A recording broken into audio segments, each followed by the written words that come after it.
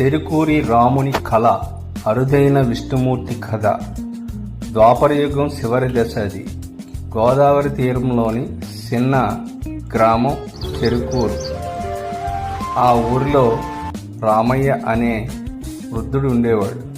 అతడు ప్రతిరోజు విష్ణుమూర్తికి తులసీ దళాలు సమర్పించేవాడు. కానీ ఆ ఊరిలో ఆలయం లేదు. కాబట్టి ఇంటి ముందు చిన్న రాతి శిల మీదనే ఆయన పూజ చేసేవాడు. ఒకరోజు రాత్రి రామయ్యకి కల వచ్చింది. ఆ కలలో నీలవర్ణపు శంఖచక్రముల ధరించిన మహావిష్ణువు అతని ముందు ప్రత్యక్షమై ఇలా అన్నాడు: రామయ్య, నీ భక్తిని పరీక్షించాను. నీ ఇల్లు వెనక మట్టి కింద నా పురాతన విగ్రహం దాగి ఉంది. కానీ నువ్వు దాన్ని తవ్వి తీయకూడదు.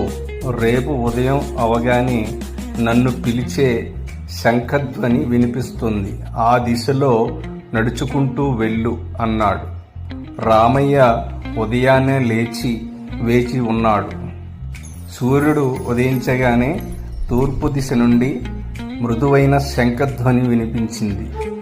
ఆ శబ్దాన్ని అనుసరించి అతడు గోదావరి తీరానికి చేరుకున్నాడు. అక్కడ ఒక పెద్ద తవ్వకంలో విష్ణుమూర్తి విగ్రహం బయటకు వచ్చింది. అది స్వయంభూ.